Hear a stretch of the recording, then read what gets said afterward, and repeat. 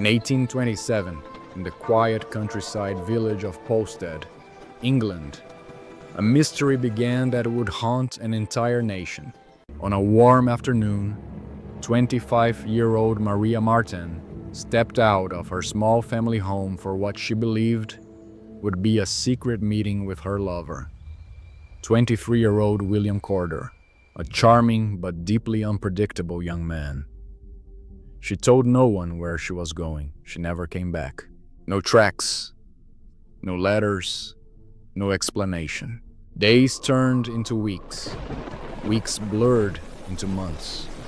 Her disappearance consumed the village. Neighbors whispered. Search parties formed, and her family clung to any shred of hope.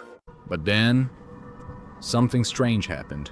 Maria's 55-year-old mother began having a recurring dream, the same vivid scenario night after night, showing her daughter hidden beneath the cold dirt of an old, weather-beaten red barn on the edge of town. The dream wouldn't stop. The images grew clearer, more urgent, and soon, those dreams would lead to one of the most shocking discoveries of the 19th century, transforming a simple barn into the center of a dark, unforgettable legend. Polstead, in the early 19th century, was a quiet farming village where everyone knew everyone, and secrets rarely survived for long. Life moved slowly. Church bells, muddy roads, wheat fields stretching toward the horizon, and the same familiar faces at the marketplace every week. But in 1827, behind that calm, simple world were three people whose stories would collide in a way no villager could ever forget. Maria Marten, 25, was known throughout Polstead for her gentle nature and modest beauty. She came from a farming family and lived a quiet life filled with routine chores, walks through the fields, and dreams of something bigger than her small village could offer. To most, she was shy, polite, and almost too trusting for her own good. William Corder, 23, was the opposite. He came from a better-off family but carried a reputation that made some villagers uneasy. Charming when he wanted to be, distant when he didn't. People said he could talk his way out of anything. Others whispered that trouble always seemed to follow him, no matter where he went. Maria and William's relationship was kept mostly secret. In a place like Polstead, gossip traveled faster than the wind, and their connection, intense, complicated, and filled with promises, was something they guarded carefully. At the center of their world stood Maria's mother, 55, a woman hardened by years of farm work and loss. She had always been protective of her daughter, always alert to the dangers hidden beneath a young man's charm. And when Maria disappeared, that fear turned into something deeper, something she couldn't explain. By late autumn, both the family and the village had begun to accept a painful truth. Maria was gone, and the only person who might hold the answers was the last man to see her alive. But before the villagers could confront him, before suspicions could turn into action, a series of dreams, clear, vivid, impossible to ignore, would drag this quiet countryside into one of the most chilling investigations of the century. In the early summer of 1827, Polstead looked unchanged on the surface. The same quiet fields, the same slow rhythm of rural life. Yet inside the Marten household, a sense of unease was growing like a storm gathering behind closed doors. Maria had been restless for days before she received a message from William, urging her to meet him at the Red Barn, the hidden place they used for secrecy, far from the eyes and whispers of the village. He told her this meeting would change everything, that soon they would no longer need to hide, and she believed him completely. On the afternoon she left, Maria dressed in her best clothes and told her family she planned to run errands. But her mother watched her with a deep intuition that something was wrong, an instinct she couldn't explain. Maria walked down the familiar road, unaware that she was taking the final steps anyone would ever see her take. As daylight faded and night settled over the village, Maria still hadn't returned. Her family searched the fields, calling her name until their voices cracked, and neighbors joined them with lanterns, cutting through the darkness. But there were no footprints, no belongings, no trail of any kind. Nothing. When questioned, William calmly insisted he hadn't seen her that day, offering cold reassurances that only deepened the confusion.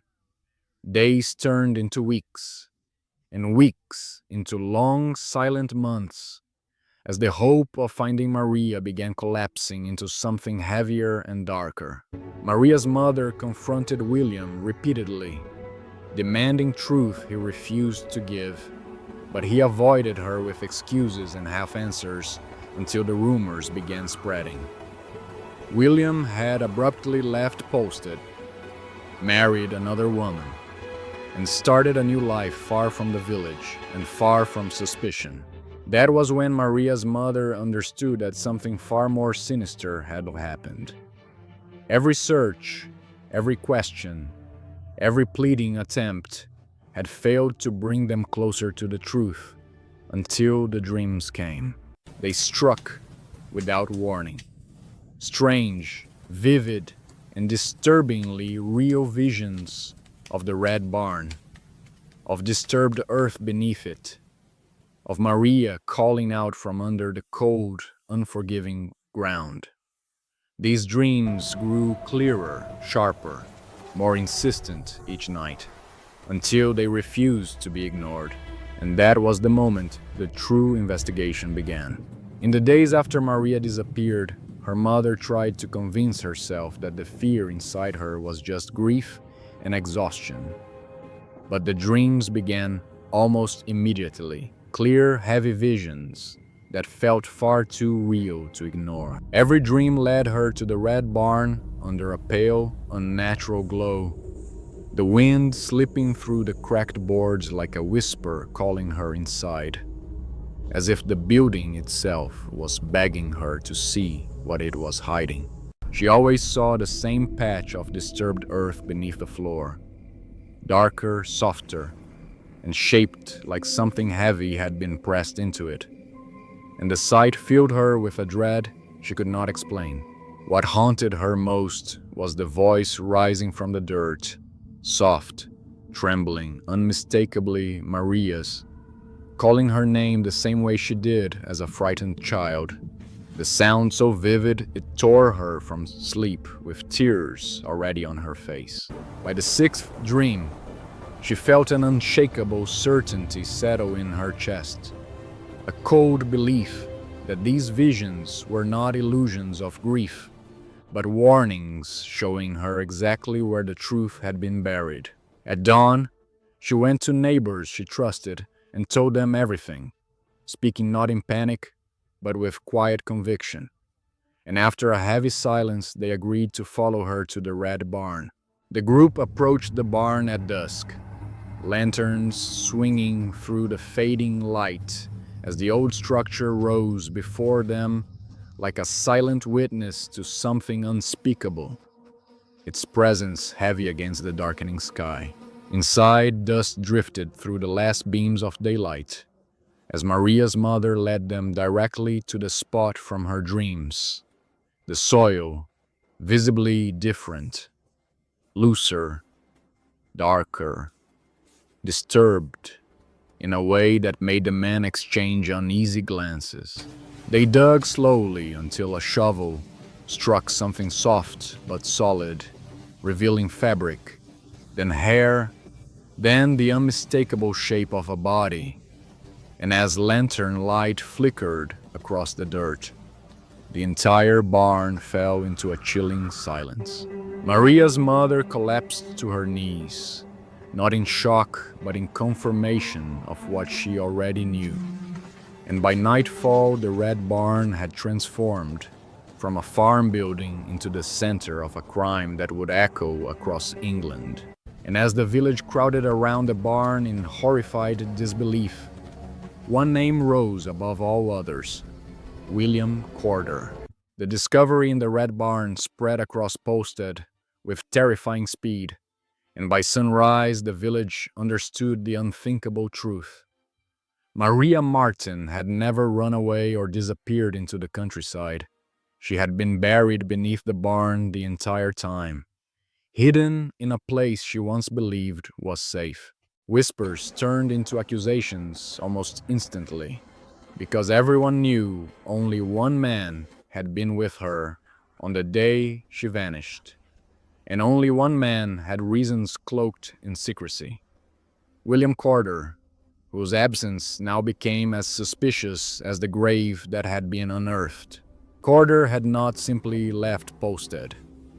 He had vanished with precision and preparation, slipping from village to village, switching inns, using false names, and creating conflicting stories about why he had left, each tale crafted to keep anyone from connecting him to Maria. Some people he encountered heard that he was a grieving lover trying to escape heartbreak. Others heard he was escaping financial trouble at home, and a few were told he was pursuing a new business opportunity. But in truth, every lie served one purpose: to stay ahead of anyone who might come looking for him. As the investigation deepened, authorities traced his path through a trail of inconsistencies, discovering that his sudden departure aligned suspiciously with Maria's disappearance. And this realization transformed the search from a local inquiry into a manhunt stretching across counties. Postmasters, innkeepers, and travelers began reporting sightings of a sharply dressed young man, matching his description: a man who always paid in cash, avoided eye contact, and seemed to watch the door more than he watched the people speaking to him. While fear consumed Polstead, Corder built a new life far away, marrying another woman under yet another false identity, settling into a quiet home as though he could bury the past just as easily as he had buried Maria. But his attempt to hide in plain sight faltered when investigators finally connected the fragments of his movements, realizing that every road he had taken and every lie he had told pointed to one undeniable conclusion: he had fled because he knew exactly what lay beneath the red barn. With the truth closing in, authorities prepared to travel to the town where he had last been seen, setting the stage for one of the most dramatic arrests of the century, an apprehension that would bring the entire Red Barn case into the national spotlight. Investigators arrived in the quiet market town of Ealing with only one lead: a rumor that a sharply dressed young man had recently taken a position at a small private school. Even in a city full of strangers, the description was unmistakable, too similar to the man who had vanished from Polstead the moment Maria disappeared. When officers questioned locals discreetly, every answer pointed in the same direction. The man they were looking for lived in a modest brick house behind the school, kept mostly to himself, and rarely spoke unless spoken to. But the detail that froze investigators was this: he lived there under a different name, and he had recently married a young woman who knew nothing about his past. The officers approached the home at dawn, the sky still gray and the streets empty except for a few waking birds. They surrounded the house silently, determined not to give their target the slightest chance to escape. Inside, unaware of the walls closing in, William Corder sat at a writing desk drafting letters, confident he had outrun every whisper of his former life. A sudden knock shattered the morning quiet. The officers announced themselves, and for a brief second the house froze in complete stillness. Then footsteps moved inside, slow, hesitant, heavy, before the door opened to reveal the man who had been running for months. William Corder did not fight, did not shout, and did not plead. He simply stared at the officers with the same expressionless calm he had worn in Polstead, offering only a quiet nod before they bound his wrists. But behind that calm exterior, investigators sensed the truth. He had known this moment was coming, and no lie could outrun it. As they searched the home, officers found a collection of papers. False names, coded notes, misleading letters, evidence of careful planning and a life built entirely on deception. Most haunting of all was a loaded pistol hidden inside his desk drawer, suggesting that if the officers had arrived a few minutes later, the confrontation might have ended differently. Neighbors gathered in stunned silence as the officers escorted Corder out of the house and placed him into a carriage. His new wife stood in the doorway, pale and trembling, realizing she had married a stranger who had been living under a mask the entire time. The journey back to Polstead stretched across miles of countryside, and with every passing village, the news traveled faster than the carriage itself. By the time they reached Suffolk, crowds were already waiting, faces filled with anger, relief, and the dread of what would soon be revealed in court. In the end, the capture of William Corder marked the turning point of the entire case. What began as a disappearance had now become a national spectacle, and as investigators prepared for the trial, one chilling truth lingered. The answers buried beneath the Red Barn were only the beginning. When William Corder was brought back to Suffolk, the news spread faster than the carriages that carried him. Did he really bury By the her time in he the barn? reached the county jail, people Keep him lined back. the roads, Let the coach craning through. their necks Sounds like just he's to seen a catch a glimpse ghost. of the Swing man for accused it. of Sure burying as the Maria dawn. Marten beneath the Red Barn. Bell's tolling The already. trial was set in Barry St. Edmunds, and on the morning it began, crowds flooded the streets so heavily that extra officers were deployed just to keep order. For many, this was the most sensational case they had Move ever along there, sir.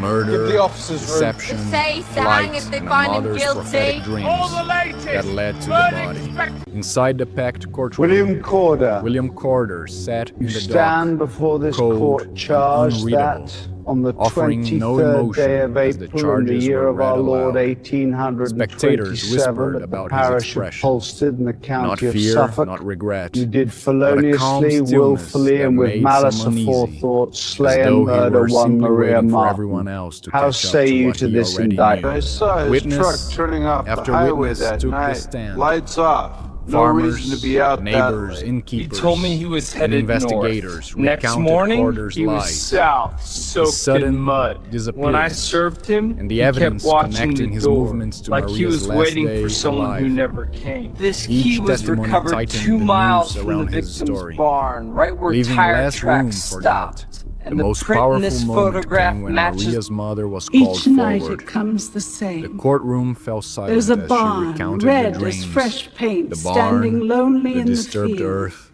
The the earth voice before calling it her is name. torn, as Many if in the something audience inside is shivered struggling at to the be idea remembered. that something beyond hear the logic soil had breathe. guided her to her And daughter's then a grave. voice, The barely more prosecution Ladies presented and physical gentlemen, evidence next. these are Maria Marten's Maria's belongings belongings discovered found in with the Corder, cottage where she the pistol vanished. he kept hidden, A bonnet his torn at the forged top, letters, a and the locket bearing inconsistencies her likeness, in still every cradling a explanation lock of he her ever hair, gave. and letters, these Piece letters, by written in piece, Corder's they hand, painted a dated the day portrait she of a man disappeared. who had Objection, planned more speculation than he had is ever pistol. admitted. Gentlemen of the Corder's jury, we are defense not dealing argued with a he had monster. acted in We are panic, dealing with a claiming tragedy, Maria an died accident, nothing accidentally, more. and Miss that he had Marten buried slipped, her out and in of his fear. panic, Mr. Corder The made poor, jury desperate was choices. unmoved. That is all. He told the His story constable she shifted fell in too the often. Yes, meadow. because he feared you would not Contradicted too many believe the facts, truth. But the and lacked story has any not sign of shifted true out of malice. remorse. It has shifted After out of... hours Your of Honor, deliberation, the jury In returned the matter to of a the courtroom state versus Malik heavy Spencer, with expectation.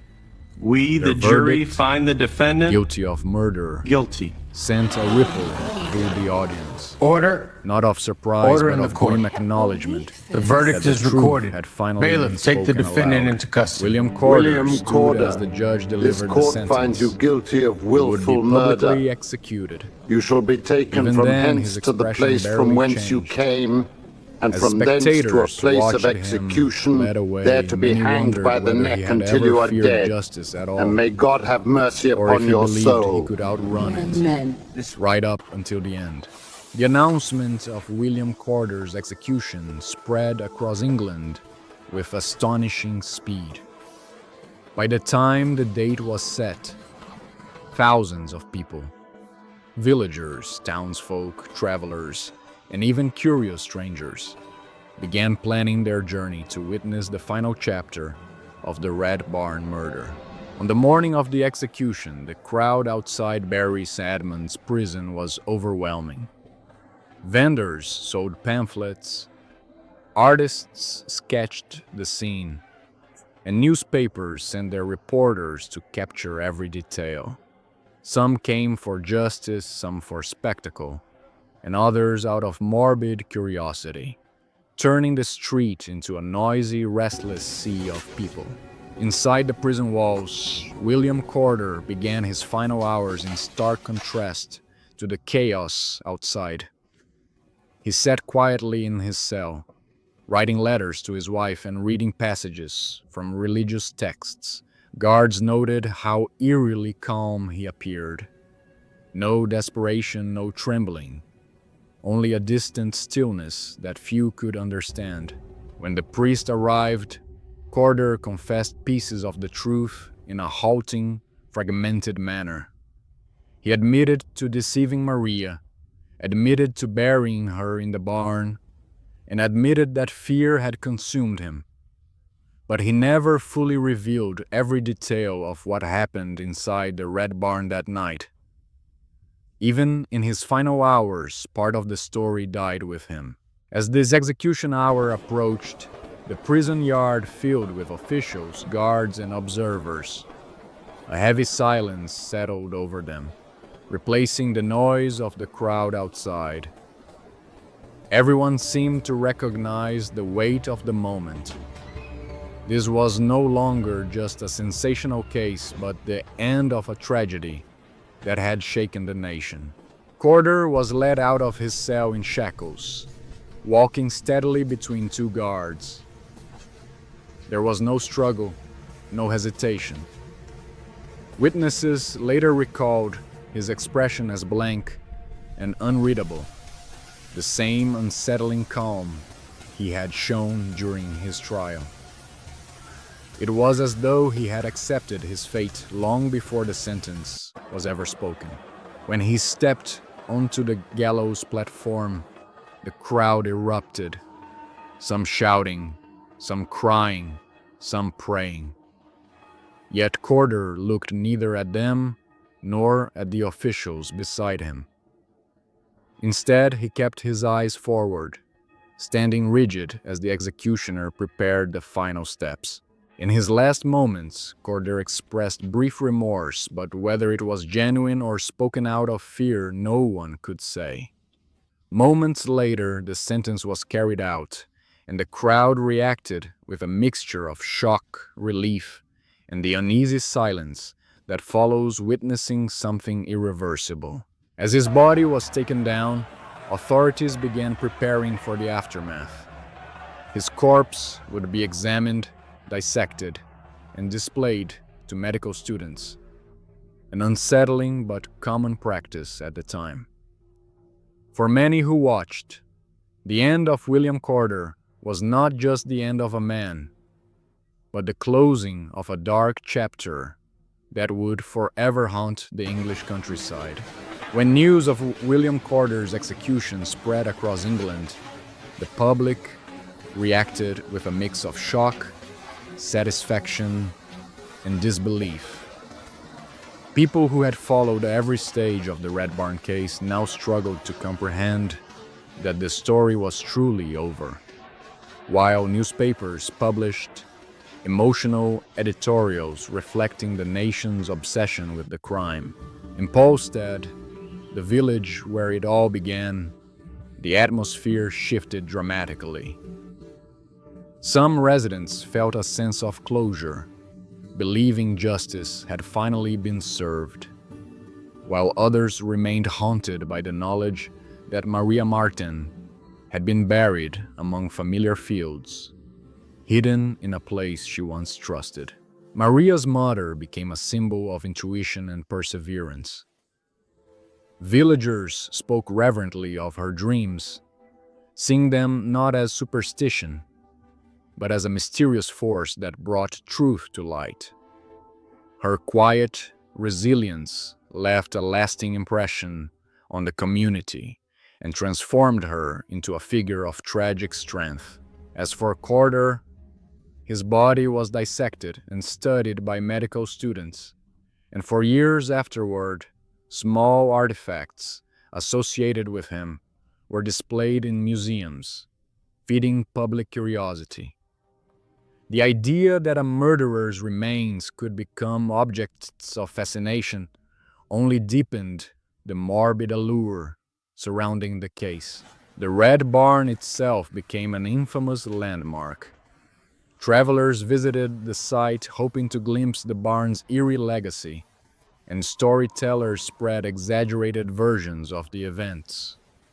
Over time, the barn's walls were torn down by souvenir hunters, each one wanting a piece of the place where the nation's most chilling mystery had unfolded. Writers, playwrights, and ballad composers turned the Red Barn murder into a cultural phenomenon. Books, songs, and stage plays portrayed Maria as a tragic heroine and Corder as the embodiment of cold deceit. Though often sensationalized, these retellings ensured the story would never fade from public memory. Even decades later, the case continued to raise discussions about forensic investigation, intuition, and the power of public fascination. Some saw it as a cautionary tale about hidden dangers, while others viewed it as proof that truth has a way of revealing itself, even in the darkest corners. Today, the legacy of the Red Barn murder endures not because of William Corder's crime, but because of the profound human elements that shaped it. A mother's unwavering instinct, a village desperate for answers, and a young woman whose life was cut short, but never forgotten. In the end, the story remains a haunting reminder of how a single crime from a quiet countryside village captured the attention of an entire nation, leaving behind a legacy of sorrow, mystery, and enduring fascination that continues to echo through history.